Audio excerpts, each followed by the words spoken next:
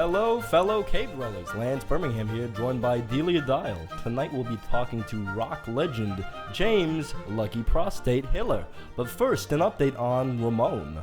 On this radio broadcast, we talk a lot about the number one enemy of the Lance Birmingham Cave Society, who goes by the unpleasant mononym Ramon. We don't do it to frighten our listeners, but instead to keep you on your toes. That's right, cave dwellers, because Ramon wants nothing more than for one of us to get lazy, careless, and fall into one of his many traps. And I must expand on this phrasing here, the word traps. These traps are very lazily made. It's almost as if their purpose is more to insult rather than to trap us. A big fancy shoe with a string attached. You know what I mean? A fruit pie with a razor blade emerging from the side. Very obvious.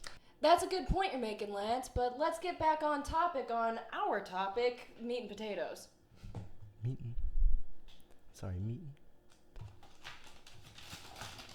Meat? I could have sworn this. Was this a Ramon? We're doing it. I told you about this earlier. What's We're going to talk about this. Meat? I thought it was a Ramon. That's the name of the show.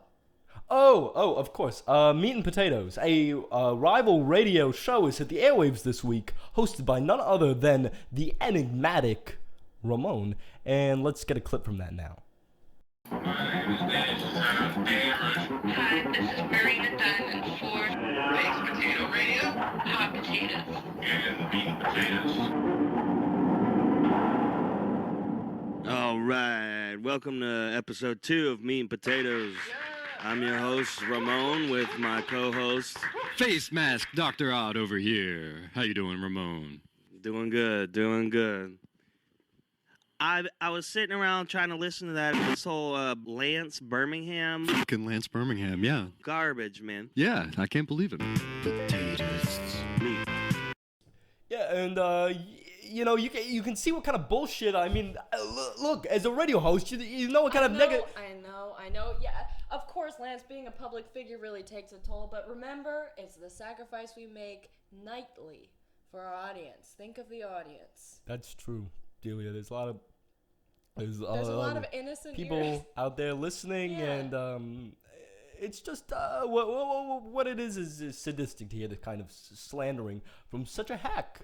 But anyways, as usual, if you hear this grimy tone shuffling through your speakers, turn that radio off. Click to off, yeah.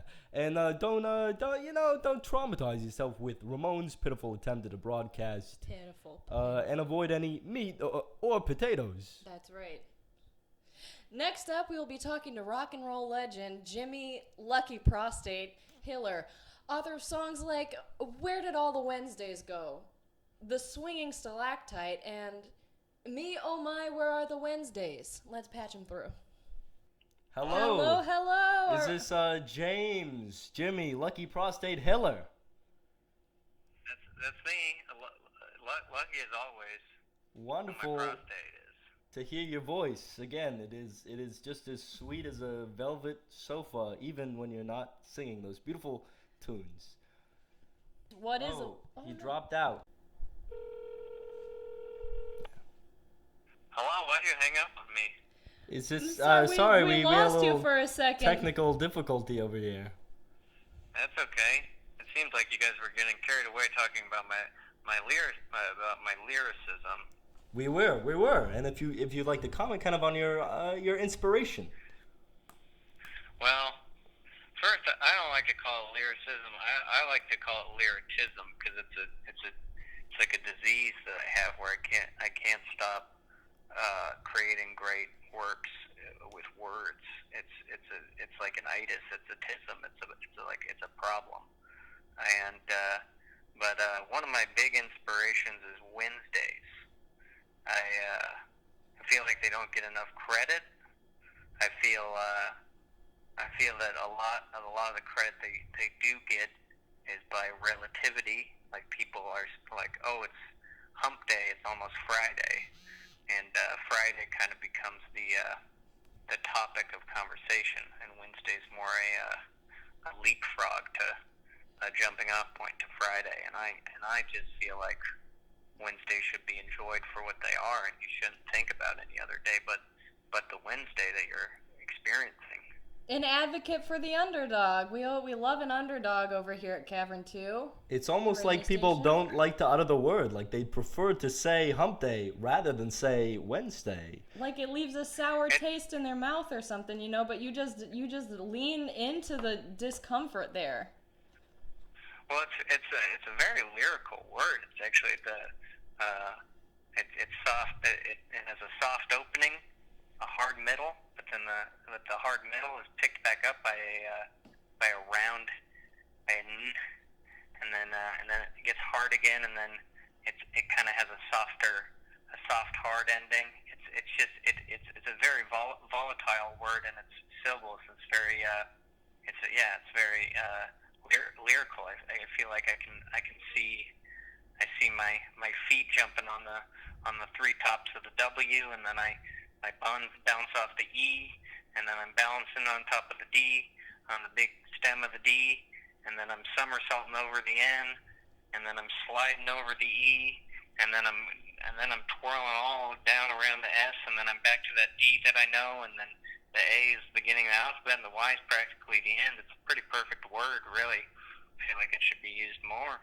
I must say, Friday doesn't really have shit I on didn't that. realize that we were speaking to such a philologist, such a lover of language, an admirer of assonance. That's really incredible. What kind of educational background do you have? The School of Hard Knocks, or perhaps maybe now I'm thinking something a little bit more collegiate, a little more Ivy League. Oh, my favorite league is the majors. I like to call it the Big Show. That's where I got my learning, was out on the field at shortstop. they certainly do say a lot of words out there on the field.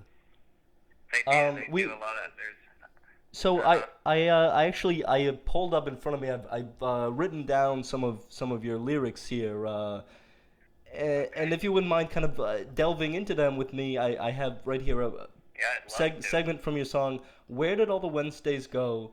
You say, oh, all those poor Wednesdays did somebody take, all my little Wednesdays, and throw them in a lake. And if our Lord and Savior came down from Cavern 5, would he resurrect the Wednesdays and arrange them in a line? Take my money, take my food, take everything that's good, but dear, oh dear, don't take my Wednesdays. Were they gathered up and drowned in a big lake underground? Oh where are my Wednesdays? And I just think that's such a thought-provoking passage from your songwriting canon. I mean, the romantic Yeah, it's really irony is just incredible. Hey, thank you. I know I did a very good job on that. I know it, and I'm proud of it.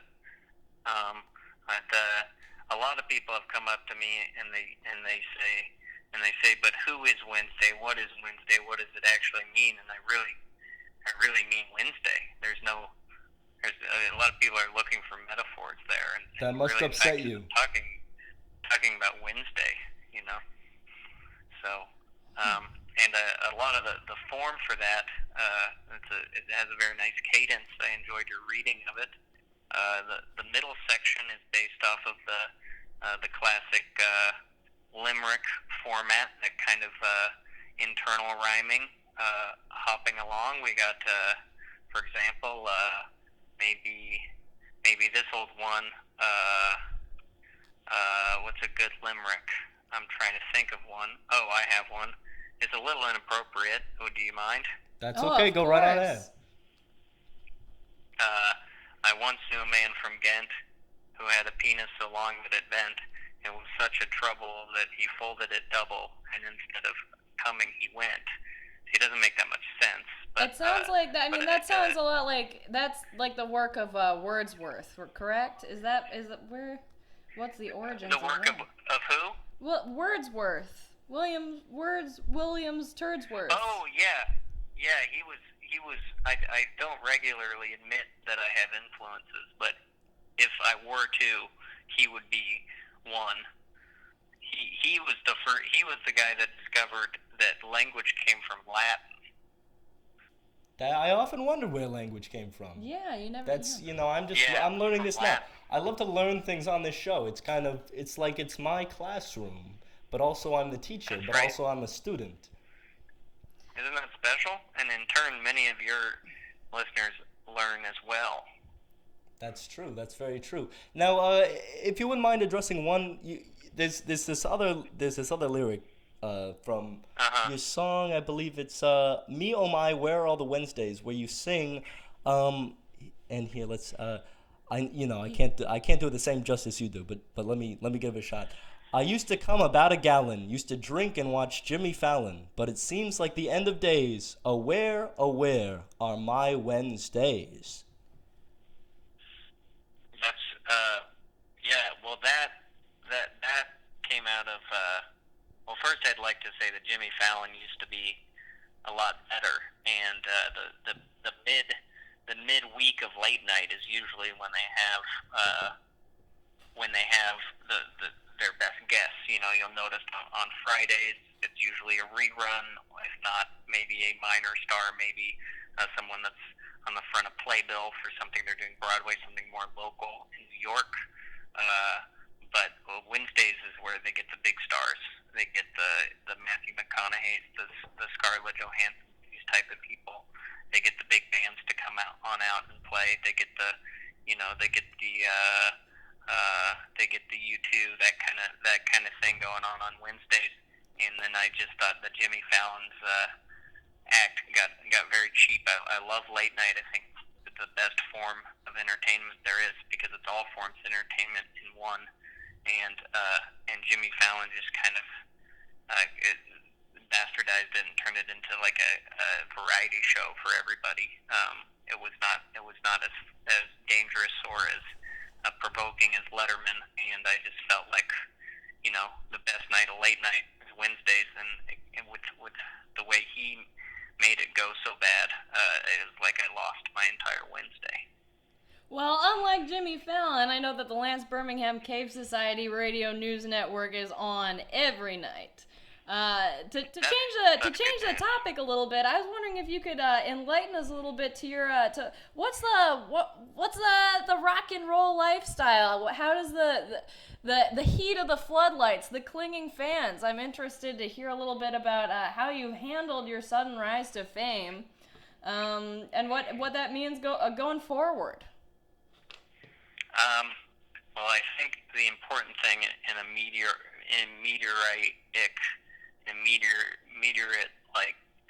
like a meteor was my rise to. It was much like a star rise, like a. You know what I'm trying to say? Like kind of a meteor that rises. Yeah, exactly. Yes. Much like that. Going up, your career is going up much like a rising meteor. It's a star exactly, riding on the back of another star. Like riding it, like straddling another star, kind of. Yes, but, like you're both stars. Like I'm riding on my star that I've named by myself.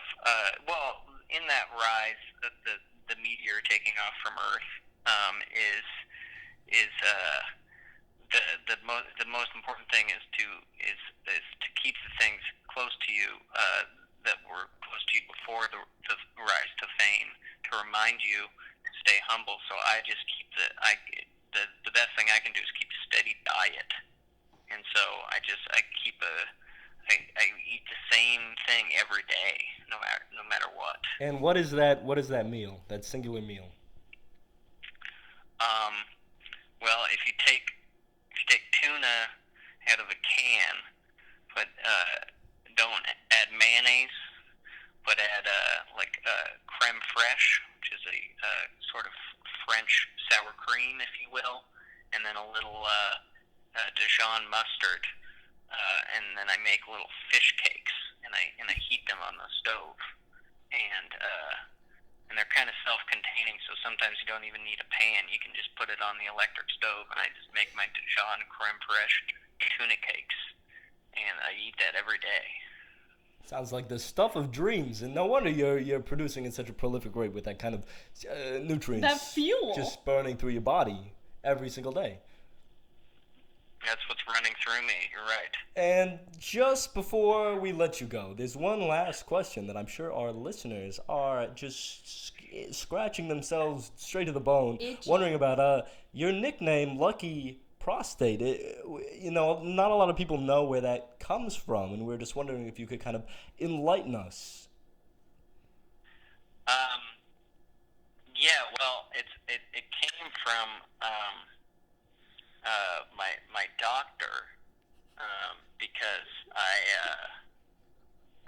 had my prostate would always hurt, and whenever I would come in, they would have these mints at the counter where I would sign in, and I would eat those mints, and by the time I got to the doctor's office, the pain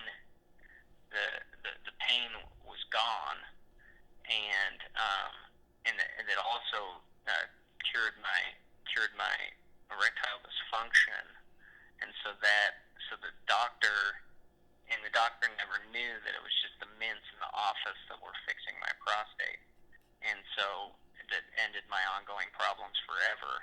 And so he just thought that I was just getting so lucky, because every time I would come in, he wouldn't have to do anything, and the problem would just slowly disappear more and more.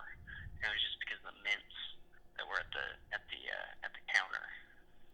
That's fascinating. Incredible recovery. I commend you for that. I'm That's sure we've got an beautiful. agonized... A really story of hope. I'm sure there's an agonized listener out there whose wounded prostate could use a little bit of mint right now, and I'm sure they're... Yeah, just a breath mint. Yeah. Breath mint for your prostate. That's all you need. Well, hello, whoever's out there with that searing pain prostate. You heard it here first. Exactly. Heard it here first. And thank you so much for joining us, James, Lucky Prostate Hiller. It has been such a pleasure. A delight. Such a pleasure. Thank you so much for appreciating my work. It means the world to me. It's rare Thanks for you having me. get a look inside such a visionary mind, and to see that it's not a totally sick and disgusting place as well is totally charming.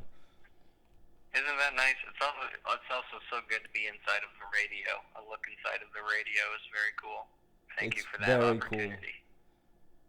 Cool. All right, wonderful again. Thank you, all the best. Good night and congratulations again on your massive success. Okay, thank you so much. Big kiss.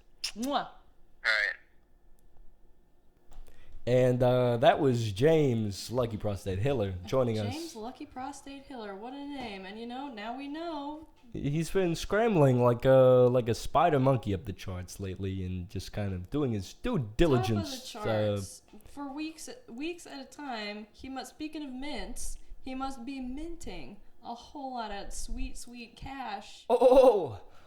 Good Lord. I mean, I wonder, what kind of, how soon, how long will it be before he's got an estate in Malibu? I don't know. That's the nicest part of the caves. Only the very richest and most affluent, influential We can only kind of residents. dream about what is going on inside of the beautiful, eccentric minds of today's rock stars, and and it's hard to picture. For a rock star, he was very well spoken. It seems like he's taken a few community college courses in poetry. He understands the verbal trope.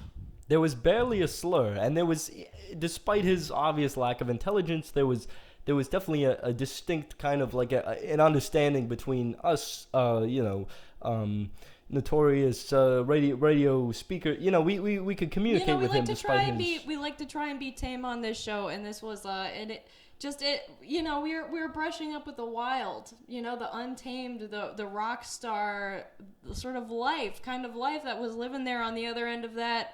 On the other end of that line. That's true. And we brushed it and we petted it and he stroked us in and return. we gave it a little treat. We gave it a nugget of fresh and delicious radio cakes. time and a fish cake. Those fish cakes. Those fish That cakes. recipe. I'm gonna have to add that recipe. Yeah. Oh, definitely. So anyway, let's wrap up tonight's little episode here, and just some parting words. Everybody in the caverns, remember to stay safe. Remember to stay clean from Jubilant. Ramon's obnoxious grasp, and of course, stay jubilant. We gotta stay As I jubilant was out there. saying, yeah, That's the the most whole important, time. thing. The background of your life is just the reminder to be cheerful at all times, always enjoying yourself, just viciously smiling. Of course, just Happily. until those cheeks are bursting like two big Fujis, massive, piercing Fujis kind of melting out of your face. Like, that's what kind of, just that kind of joy spurting from you like a fresh, hot river of joy is what we love on this show more than ever. Just to hear that our listeners are spurting joy is... Anyway, the most important thing to us. I Really. digress. The reason why we live, the reason why we're on air, the pledge drive is coming up. And not to mention one of our writers tonight writing this segment for us. The pen in his hand when he was clicking the pen. This is Mr. Michael Aburn. He's one of our finest writers. He's a young boy about 8 years old, and he was clicking this pen when it went completely through his thumb tonight. Just the clicker of the pen, and So we're gonna ask you to send him your best wishes. Of course, send him He your was best injured wishes. on He's the been doing a job. great job. We He's been weren't writing looking- almost every single word we say on the show. He's got a genius mind. But of course, next tomorrow night for our next episode, we will be having, instead of our written episode until little Michael's thumb heals up, we will be having a little open call-in session. Open call. So get those pages at the ready, heat them up in advance so they're just ready to shoot right out on your a hip. message straight towards us. Keep it in a holster. Exactly. Keep everything in a holster so it's at its most ready. And we will be enjoying hearing straight from you, straight to us, straight between you and us, these calls that you will be hitting us with your questions. Start thinking now. We'll start There'll asking be no tomorrow. barrier. Yes, exactly. As we like to do it, uncensored. This is the unfiltered news, the bloody heart of the news, coming straight at you like a rocket, like a bullet rocket. Unfiltered like that, the most delicious cider. Big Raw, cider. like goat's milk. And good night, our beautiful listeners. Good night and good luck. This is Lance Birmingham And Delia Dial. signing off.